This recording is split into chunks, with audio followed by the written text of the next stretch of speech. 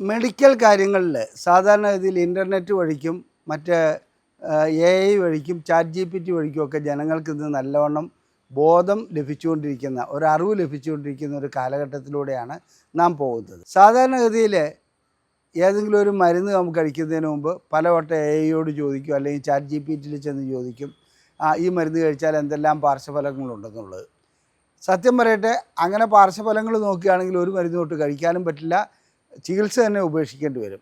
കാരണം എല്ലാ പാർശ്വഫലങ്ങളും അതിനകത്ത് ഓരോന്നോരോന്നായിട്ട് പറയുമ്പോൾ ഇതെല്ലാം തനിക്കുണ്ടാകുമെന്ന് ഭയപ്പെട്ട് കഴിഞ്ഞാൽ പിന്നെ പ്രശ്നം വളരെ ഗുരുതരമാണ്. കാരണം വെച്ചിട്ടുണ്ടെങ്കിൽ ആ ചികിത്സ നടക്കുകയില്ല എന്നുള്ളതാണ് അതിൻ്റെ ലക്ഷണം. ഞാൻ ഡോക്ടർ അജയൻ വർഗീസ്, കോഴിക്കോട് ജില്ലയിൽ കുന്നമംഗലം പന്തീർപ്പാടത്തുള്ള institute of sexual and reproductive medicine എന്ന സ്ഥാപനത്തിൻ്റെ ഡയറക്ടറാണ്. International association of sexual medicine practitioners modern medicine എന്ന അസോസിയേഷൻ്റെ അഖിലേന്ത്യാ ചെയർമാനുമാണ്. ഞാനിവിടെ നിന്ന് നിങ്ങളോട് സംസാരിക്കുവാൻ പോകുന്നത് സൈക്കോജനിക് ഇഡിയും ഓർഗാനിക് ഇഡിയും, അതായത് മാനസികമായ പ്രശ്നങ്ങൾ കൊണ്ടുണ്ടാകുന്ന ലൈംഗിക ശേഷിക്കുറവും രോഗാവസ്ഥ കൊണ്ട് ഏതെങ്കിലും രോഗകാരണം കൊണ്ടുണ്ടാകുന്ന ലൈംഗിക ശേഷിക്കുറവും വേർതിരിച്ചറിയുവാൻ രാവിലെ ലിംഗം ഉദ്ധരിച്ച് നിൽക്കുന്നതിനെ മാത്രം മാനദണ്ഡമായി എടുക്കാമോ എന്നുള്ളതാണ്. ഒരിക്കലും സാധ്യമല്ല. രാവിലെ ലിംഗം ഉദ്ധരിച്ച് നിൽക്കുകയാണെങ്കിൽ അദ്ദേഹത്തിൻ്റെ പാരാസിമ്പത്തറ്റിക് സിസ്റ്റം ന്യൂറോണലായിട്ടുള്ളത് വർക്ക് ചെയ്യുന്നുണ്ട്. ഉറക്കം ശരിയായ രീതിയിലാണ്, REM സ്ലീപ്പ് എന്ന് പറയുന്നത് നല്ല രീതിയിലുണ്ട്. ഇത്രയും മാത്രമേ നമുക്ക് മനസ്സിലാക്കാൻ കഴിയുള്ളൂ. ഒരു പരിധിവരെ അദ്ദേഹത്തിന് മറ്റ് അസുഖങ്ങളില്ല എന്ന് നമുക്ക് അനുമാനിക്കാമെന്ന് മാത്രം. അതുപോലെ തന്നെ ലൈംഗിക കാര്യങ്ങളിൽ സാധാരണ ജനങ്ങൾക്ക് ഒട്ടനവധി തെറ്റിദ്ധാരണകളുണ്ട്. ആ കൂട്ടത്തിൽ പ്രധാനപ്പെട്ട ഒരു തെറ്റിദ്ധാരണയാണ് രാവിലെ നല്ലവണ്ണം ലിംഗം ഉയർന്നു നിൽക്കുകയാണെങ്കിൽ അദ്ദേഹത്തിന് സൈക്കോളജിക്കൽ ഇറക്ടൈൽ ഡിസ്ഫങ്ഷനാണ്, ഓർഗാനിക് ആയിട്ടുള്ള മറ്റ് അസുഖങ്ങൾ മൂലമുള്ള ശേഷിക്കുറവല്ല അത് എന്നുള്ള ഒരു ധാരണ. ഒരു പരിധിവരെ ആ ധാരണ ശരിയാണ്. എന്നിരുന്നാലും സത്യം അതല്ല. രാവിലെ നല്ല രീതിയിൽ ലിംഗം ഉയർന്നു നിൽക്കുന്ന ഒരു വ്യക്തിക്കും ലൈംഗിക ബന്ധത്തിൽ ഏർപ്പെടാൻ കഴിയാതെ വരാറുണ്ട്. അതിൻ്റെ കാരണം നാം ഉദ്ദേശിക്കുന്ന പോലെ ഇത് സൈക്കോജനിക് ഇഡി ആയതുകൊണ്ടല്ല. സൈക്കോജനിക് എന്ന് പറഞ്ഞാൽ എന്തെങ്കിലും മാനസികമായിട്ടുള്ള പ്രശ്നങ്ങളുള്ള ലൈംഗിക ശേഷിക്കുറവുള്ള ആയതുകൊണ്ടല്ല. ലൈംഗിക ശേഷിക്കുറവ് ഉള്ളവർക്കും ചിലപ്പോൾ ഇതുണ്ടാകാറുണ്ട്. അതായത് ഇറക്ഷൻ കാണാറുണ്ട്. രാവിലെ എഴുന്നേൽക്കുമ്പോൾ ലിംഗം ഉയർന്നു നിൽക്കാറുണ്ട്. അപ്പോൾ ഓർഗാനിക് ഇഡി ഇല്ല, അഥവാ മറ്റ് അസുഖങ്ങൾ മൂലമുള്ള ലൈംഗിക ശേഷിക്കുറവ് ഇല്ല എന്ന് പ്രൂവ് ചെയ്യാൻ ഒരിക്കലും ഇതുകൊണ്ട് മാത്രം കഴിയുകയില്ല. അതായത് രാവിലെ ലിംഗം ഉയരുന്നതുകൊണ്ട് മാത്രം കഴിയുകയില്ല. അല്പം വിദ്യാഭ്യാസമൊക്കെ ഉള്ള രോഗികൾ പലപ്പോഴും വന്ന് ഇവിടെ തർക്കിക്കാറുള്ള ഒരു കാര്യമാണ്, എനിക്ക് രാവിലെ എഴുന്നേൽക്കുമ്പോൾ നല്ല ഇറക്ഷനുണ്ട്, പക്ഷേ എനിക്ക് ഭാര്യയുമായി ബന്ധപ്പെടാൻ കഴിയുന്നില്ല. ഭാര്യയുമായി ബന്ധപ്പെടുമ്പോൾ ലിംഗം യോനിക്കുള്ളിലേക്ക് കടന്നു കഴിഞ്ഞാൽ അത് തളർന്നു പോവുകയാണ്. അപ്പോൾ ഞങ്ങൾ സാധാരണയിൽ അവരോട് നിർദ്ദേശിക്കാറുള്ള പരിശോധനകളെല്ലാം നടത്തണം. പ്രമേഹം, പ്രഷർ, കൊളസ്ട്രോൾ, അതുപോലെ തന്നെ ECG എടുക്കണം, ഇങ്ങനെയുള്ളതൊക്കെ പറയുമ്പോൾ അല്ല സാർ, ഇതൊരു സൈക്കോജനിക് ആണ്. കാരണം അവർ തന്നെ തീരുമാനിച്ചു കഴിഞ്ഞു. കാരണം അത്രയ്ക്ക് അറിവ് അവർക്ക് ഈ ഇൻ്റർനെറ്റ് വഴിക്ക്, ഞാൻ നേരത്തെ സൂചിപ്പിച്ച AIയും ChatGPTയും വഴിക്ക് ലഭിക്കുന്നുണ്ട്. അപ്പോൾ ഈ പരിമിതമായ അറിവ് വെച്ചിട്ട് അവർ കരുതുന്നത് അവർക്ക് സൈക്കോജനിക് ഇഡിയാണത്, അത് മാനസിക പ്രശ്നങ്ങൾ കൊണ്ടുള്ളതാണ്, അതുകൊണ്ട് അത്തരം പരിശോധനകളുടെ ഒന്നും ആവശ്യമില്ല എന്നുള്ളതാണ്. വാസ്തവം അതല്ല. ഇവിടെ ലൈംഗികമായിട്ടുള്ള ശേഷിക്കുറവ് അനുഭവപ്പെടുന്ന ഒരു വ്യക്തിയെ സംബന്ധിച്ചിടത്തോളം പ്രമേഹം കൊണ്ടാകാം, പ്രഷർ കൊണ്ടാകാം, കൊളസ്ട്രോൾ കൊണ്ടാകാം, മൾട്ടിപ്പിൾ സ്ക്ലീറോസിസ് ആകാം, അതുപോലെ തന്നെ മറ്റ് അസുഖങ്ങൾ, പാർക്കിൻസോണിസത്തിൻ്റെ ആരംഭമാകാം, ഇനി വേറെ എന്തെങ്കിലും രീതിയിലുള്ള അതായത് രക്തം ലിംഗത്തിലേക്ക് എത്താത്ത അവസ്ഥ കൊണ്ടുവരാം. ഇങ്ങനെയുള്ള പല കാരണങ്ങൾ കൊണ്ടുണ്ട്. അപ്പോൾ ആ കാരണം എന്താണെന്നതിൻ്റെ രാവിലത്തെ ഉറക്കം കിട്ടുന്നതുകൊണ്ട് അത്തരം അസുഖങ്ങളൊന്നുമില്ല എന്ന് മനസ്സിലാക്കരുത്. കാരണം ലൈംഗികമായി ബന്ധപ്പെടുത്തുമ്പോൾ വേണ്ടത്ര ശക്തി ഇത് രാവിലെ ഉണ്ടാകുന്ന ആ ഉദ്ധാരണത്തിന് ആവശ്യമില്ല. അതുപോലെ തന്നെ രക്തക്കൊള്ളികളിലെ ചെറിയ ബ്ലോക്കുകളാണെങ്കിൽ തീർച്ചയായിട്ടും രാവിലെ ഉണ്ടാകുന്ന ഉദ്ധാരണം ഉണ്ടാകുക തന്നെ ചെയ്യും. അതേസമയത്ത് ലൈംഗികമായിട്ട് ബന്ധപ്പെടുമ്പോൾ അത് യോനിക്കുള്ളിലേക്ക് പ്രവേശിക്കുമ്പോൾ തളർന്നു പോകുന്നതായി കാണാം. ഇനി ന്യൂറോപ്പതി സാധാരണഗതിയിൽ പ്രമേഹമുള്ള വ്യക്തികളിലും അതുപോലെ അല്ലാത്ത ചില വ്യക്തികളിലും ഉണ്ടാകാറുണ്ട്. അങ്ങനെ ന്യൂറോപ്പതി അനുഭവപ്പെടുന്ന വ്യക്തികളെ സംബന്ധിച്ചിടത്തോളം രാവിലെ നല്ല ഉദ്ധാരണമൊക്കെ ഉണ്ടാവും. അതായത് ഉറക്കത്തിൽ കിടന്ന് രാവിലെ എഴുന്നേൽക്കുമ്പോൾ നല്ല രീതിയിൽ ഉദ്ധാരണം ഉണ്ടാവും. പക്ഷേ ലൈംഗികമായി ബന്ധപ്പെടുമ്പോൾ നേരത്തെ സൂചിപ്പിച്ച പ്രശ്നങ്ങൾ ഓരോന്നായി ഉടലെടുക്കുകയായി. അവരും ഈ രീതിയിലുള്ള ടെസ്റ്റുകൾ ചെയ്യുന്നതാണ് ഏറ്റവും നല്ലത്. ഇതുകൂടാതെ ലൈംഗികമായിട്ട് ബന്ധപ്പെടുമ്പോൾ നമുക്ക് തളർന്നു പോകുന്ന അവസ്ഥ വരുന്നതും ഈ രീതിയിലുള്ള രക്തക്കൊള്ളിൻ്റെയും ഞരമ്പിൻ്റെയും പ്രശ്നങ്ങളുണ്ടാകാം. ഇനി ഹോർമോൺ സംബന്ധമായ ചില പ്രശ്നങ്ങൾ, ഹോർമോൺ സംബന്ധമായ നേരിയ കുറവുകൾ വരികയാണെങ്കിലും രാവിലെ ഉണ്ടാകുന്ന ഉദാഹരണത്തിനെ അത് ബാധിക്കാറില്ല. ആ സമയത്ത് ലൈംഗികമായി ബന്ധപ്പെടുമ്പോൾ അത് ബാധിക്കുന്നതായി കാണാം. ഇങ്ങനെ ലൈംഗികമായി ബന്ധപ്പെടുമ്പോൾ ബാധിക്കുന്നുണ്ട്. ഇതിൽ ഉറക്കത്തിൽ നിന്ന് എഴുന്നേൽക്കുമ്പോൾ ലിംഗം നല്ല രീതിയിൽ നിൽക്കുന്നുണ്ട്. ആദ്യത്തെ കാലഘട്ടങ്ങളിൽ, അതായത് തുടക്കത്തിൽ ഒരു മാരകമായ രോഗത്തിൻ്റെ ലക്ഷണമായിട്ടാണല്ലോ ലൈംഗിക ശേഷിക്കുറവ് കണ്ടുവരാറുള്ളത്. അങ്ങനെ ലൈംഗിക ശേഷിക്കുറവ് കണ്ടുവരുന്ന വ്യക്തികൾ ആദ്യത്തെ കാലഘട്ടത്തിൽ ലിംഗോദ്ധാരണം പുലർകാലം നല്ലവണ്ണം ഉണ്ടാകുക തന്നെ ചെയ്യും. അതിൻ്റെ അർത്ഥം അവർക്ക് മറ്റ് രോഗങ്ങളില്ല എന്നുള്ളതല്ല.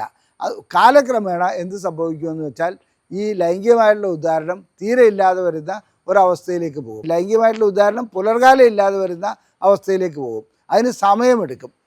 ചിലപ്പോൾ 1-2 വർഷം വരെ എടുത്തെന്ന് വരാം. ഇനി വീനസ് ലീക്കേജ്, ലിംഗം രക്തത്തിലേക്ക് ഇരച്ചു കയറുന്നുണ്ട്. അത് പെട്ടെന്ന് തന്നെ പോകുന്ന ഒരു അവസ്ഥയാണെങ്കിലും രാവിലെ എഴുന്നേൽക്കുമ്പോൾ ചെറിയ രീതിയിൽ ലിംഗത്തിന് ഉദാഹരണം ഉണ്ടാകാറുണ്ട്. അതിൻ്റെ അർത്ഥം വീനസ് ലീക്കേജ് ഇല്ല എന്നുള്ളതല്ല. ഞാനിവിടെ സൂചിപ്പിക്കുന്നത് ലൈംഗികമായിട്ടുള്ള ഉദാഹരണം നിങ്ങൾക്ക് ഏതെങ്കിലും രൂപത്തിൽ കുറവ് വരികയാണെങ്കിൽ പരിശോധനകളെല്ലാം നടത്തി അത് ഒരു ഓർഗാനിക്, അതായത് ഒരു രോഗത്തിൻ്റെ ഒരു മാരക രോഗത്തിൻ്റെ ലക്ഷണമാണോ എന്നുള്ളത് കണ്ടുപിടിക്കുക തന്നെ വേണം. അല്ലാണ്ട് കേവലം രാവിലത്തെ ഉദാഹരണം കൊണ്ട് അത് മാനസിക രോഗം കൊണ്ടാണ്, അല്ലെ മാനസികമായ പ്രശ്നങ്ങൾ കൊണ്ടാണെന്നുള്ളത് തീർപ്പ് കൽപ്പിക്കുകയല്ല വേണ്ടത്. ഇനി നമുക്ക് സൈക്കോജനിക് ED അഥവാ മാനസിക പ്രശ്നങ്ങൾ കൊണ്ടുണ്ടാകുന്ന ലൈംഗിക ശേഷിക്കുറവും ഓർഗാനിക് ED അതായത് മറ്റൊരു രോഗാവസ്ഥ കൊണ്ടുണ്ടാകുന്ന ലൈംഗിക ശേഷിക്കുറവും തമ്മിലുള്ള വ്യത്യാസങ്ങൾ എന്താണെന്ന് നോക്കാം.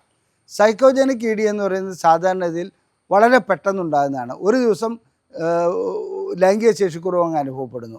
അതൊന്നിൽ ഭാര്യയിൽ നിന്നുണ്ടാകുന്ന ചില കമൻറ്റുകൾ, ചില പ്രവർത്തനങ്ങൾ മൂലമാകാം, അല്ലെങ്കിൽ അവരോടുള്ള താല്പര്യക്കുറവുണ്ടാകാം, അല്ലെങ്കിൽ നമുക്ക് സാമ്പത്തികമായിട്ടുള്ളോ അല്ലെങ്കിൽ വ്യക്തിപരമായിട്ടോ മറ്റ് മാനസികമായിട്ടുള്ള പ്രശ്നങ്ങൾ വരിക. ഒരു നല്ല കച്ചവടം പ്രതീക്ഷിച്ചിരിക്കുന്ന ഒരു വ്യക്തിക്ക് ആ കച്ചവടം നടക്കാതെ വരികയാണെങ്കിൽ അന്ന് ലൈംഗികമായിട്ട് ബന്ധപ്പെടാൻ കഴിഞ്ഞോളണമെന്നില്ല. അതിൻ്റെ കാരണം എന്താണെന്ന് വെച്ചിട്ടുണ്ടെങ്കിൽ മാനസികമായിട്ടുള്ള പ്രശ്നങ്ങളാണ്. മാനസികമായിട്ട് അദ്ദേഹത്തിൻ്റെ തലച്ചോറിൽ നിന്ന് ലൈംഗികമായിട്ടുള്ള സിഗ്നലുകൾ താഴോട്ട് എത്താത്ത ഒരവസ്ഥ വരുന്നു. ഈ വ്യക്തിക്ക് രാവിലെ എഴുന്നേൽക്കുമ്പോൾ നല്ല ഇറക്ഷനൊക്കെ ഉണ്ടാവും, പക്ഷെ ബന്ധപ്പെടാൻ കഴിഞ്ഞോളണമെന്നില്ല, ഭാര്യയുമായി ബന്ധപ്പെടാൻ കഴിഞ്ഞോളണമെന്നില്ല. അതുപോലെ തന്നെ കച്ചവടം ചെയ്ത് നഷ്ടം വരിക, പ്രതീക്ഷിക്കാത്തൊരു നഷ്ടം വരികയാണെങ്കിൽ അന്ന് ലൈംഗികമായിട്ട് ബന്ധപ്പെടാൻ കഴിയാത്തൊരവസ്ഥ വരും, അല്ലെങ്കിൽ കുറച്ച് ദിവസത്തേക്ക് ലൈംഗികമായി ബന്ധപ്പെടാൻ കഴിയാത്തൊരവസ്ഥ വരും. ഇതും മാനസികമായ പ്രശ്നങ്ങൾ കൊണ്ടുണ്ടാകുന്നതാണ്. അതുപോലെ തന്നെ ഏതെങ്കിലും ബന്ധുക്കളുടെ മരണമോ അല്ലെങ്കിൽ വേറെ ഏതെങ്കിലും രീതിയിലുള്ള കഠിനമായ ദുഃഖം അനുഭവപ്പെടുന്ന ഒരവസ്ഥ വരികയാണെങ്കിലും മാനസികമായിട്ടുള്ള ലൈംഗിക ശേഷിക്കുറവ് അനുഭവപ്പെടാറുണ്ട്. ഇതുകൂടാതെ നമുക്ക് ഭാര്യയോടുള്ള താല്പര്യം കുറഞ്ഞു പോകുന്നു, മറ്റു വേറെ ഏതെങ്കിലും സ്ത്രീകളോട് താല്പര്യം ഉടലെടുക്കുക. അങ്ങനെയുള്ള അവസ്ഥയിൽ ഭാര്യയുമായി ബന്ധപ്പെടാൻ കഴിയുന്ന ഒരു മാനസികാവസ്ഥ ഉണ്ടാകില്ല. അതും മാനസികമായ പ്രശ്നം തന്നെയാണ്. അപ്പോൾ അവിടെ മറ്റ് സ്ത്രീയുമായിട്ട് ബന്ധപ്പെടാൻ കഴിയുന്നുണ്ട്. അതിൻ്റെ അർത്ഥം ഇവിടെ സിറ്റുവേഷനിലാണ്, അതായത് ഒരു വ്യക്തിയോട് മാത്രമേ ലൈംഗികമായിട്ട് ബന്ധപ്പെടാൻ കഴിയാത്ത അവസ്ഥ വരുന്നുള്ളൂ. അതും മാനസികമായിട്ടുള്ള കാര്യങ്ങൾ കൊണ്ടാണ്. എന്നാൽ ഈ മാനസികമായിട്ടുള്ള എല്ലാ കാര്യങ്ങളും, ഇത്തരം കാര്യങ്ങൾ ഉണ്ടാകുമ്പോൾ രാവിലെ എഴുന്നേൽക്കുമ്പോൾ ലിംഗത്തിന് നല്ല ദൃഢതയുണ്ടാവും. പുലർകാലം നല്ല ദൃഢതയോടുകൂടി അത് ലിംഗം നിൽക്കാറുണ്ട്. ഇത് കൂടാതെ ഇവരെ സംബന്ധിച്ചിടത്തോളം മാനസികമായിട്ടുള്ള ഈ പ്രശ്നങ്ങൾ പരിഹരിക്കുന്നതിനുള്ള ചികിത്സ നൽകുകയാണെങ്കിൽ തീർച്ചയായിട്ടും അത്തരം പ്രശ്നങ്ങൾ പരിഹരിക്കുന്നതോടുകൂടി തന്നെ ലൈംഗിക ശേഷി വീണ്ടെടുക്കുവാൻ കഴിയും. നാം സാധാരണഗതിയിൽ ലൈംഗിക ശേഷിക്കുറവിനെ 2 ആയിട്ടാണ് തരംതിരിക്കാറുള്ളത്. ഒന്ന് മാനസിക പ്രശ്നങ്ങൾ കൊണ്ടുണ്ടാകുന്നത്, ഒന്ന് രോഗസംബന്ധമായ പ്രശ്നങ്ങൾ കൊണ്ടുണ്ടാകുന്നത്. ഇതുകൂടാതെ മിശ്രിതമായിട്ടുള്ളതും ഉണ്ടാകാറുണ്ട്. അതായത് മാനസികമായ പ്രശ്നങ്ങളുണ്ട്, ഓർഗാനിക്കായിട്ടുള്ള പ്രമേഹം, പ്രഷർ, അങ്ങനെയൊക്കെയുള്ള പ്രശ്നങ്ങളുണ്ട്. ഇത് രണ്ടും കൂടെ ഒരുമിച്ചുണ്ടാകുകയാണെങ്കിൽ ഉള്ള ലൈംഗിക ശേഷി കൂടി ഇല്ലാതെയായി പോകുന്ന, അതായത് അല്പം ഉണ്ടായിരുന്നതോടും ഇല്ലാതായി പോകുന്ന ഒരവസ്ഥയിലേക്ക് വരും. കാരണം ഓർഗാനിക് ലൈംഗിക ശേഷി, അതായത് പ്രമേഹം മൂലം ഒക്കെ ഉണ്ടാകുന്ന ഒരു പാതി വഴിക്കുള്ള ലൈംഗിക ശേഷിക്കുറവ്, അതിൻ്റെ കൂട്ടത്തിൽ മാനസികമായിട്ടുള്ള ശേഷിക്കുറവ് കൂടി വരികയാണെങ്കിൽ ഒട്ടും ലിംഗം ഉയരാത്ത, അല്ലെങ്കിൽ ലിംഗത്തിനൊരു പ്രതികരണവും ഇല്ലാത്ത ഒരവസ്ഥയിലേക്ക് പോകാറുണ്ട്. ഇതാണ് മാനസികമായിട്ടുള്ളതാണോ ലൈംഗിക പ്രശ്നങ്ങൾ, അതെയോ ശാരീരികമായിട്ടുള്ള രോഗം കൊണ്ടാണോ എന്നുള്ളത് വേർതിരിച്ചറിയുവാൻ പരിശോധനകൾ ചെയ്യണമെന്ന് പറയുന്നത്. വ്യക്തമായ പരിശോധനകൾ നടത്തി അതിൻ്റെ കാരണം കണ്ടുപിടിച്ച് അതിനനുസരിച്ചുള്ള ചികിത്സ നൽകുകയാണ് വേണ്ടത്. മാനസികമായ പ്രശ്നങ്ങളാണെങ്കിൽ കൗൺസിലിംഗ് കൊണ്ട് മാറ്റാൻ കഴിയും. അല്ല, ചെറിയ രീതിയിലുള്ള ചില ഗുളികകളും ചിലപ്പോൾ ആവശ്യം വരാറുണ്ട്. അതേസമയത്ത് ഓർഗാനിക്കുമായിട്ടുള്ള, അതായത് പ്രമേഹം, പ്രഷർ, കൊളസ്ട്രോൾ അങ്ങനെയുള്ളതാണെങ്കിൽ അതിൻ്റെ യഥാർത്ഥ കാരണം കണ്ടുപിടിച്ച് ആ രോഗത്തിനും ചികിത്സിക്കണം, ലൈംഗിക ശേഷിക്കുറവിനും ചികിത്സിക്കണം. ലൈംഗികമായിട്ടുള്ള പ്രശ്നങ്ങൾ ഏതെങ്കിലും നിങ്ങൾക്ക് അനുഭവപ്പെടുന്നുണ്ടെങ്കിൽ ഞങ്ങളിവിടെ നിന്നും പ്രസിദ്ധീകരിക്കുന്ന ബുക്ക്ലെറ്റുകൾ സൗജന്യമായി അയച്ചു നൽകുന്നുണ്ട്.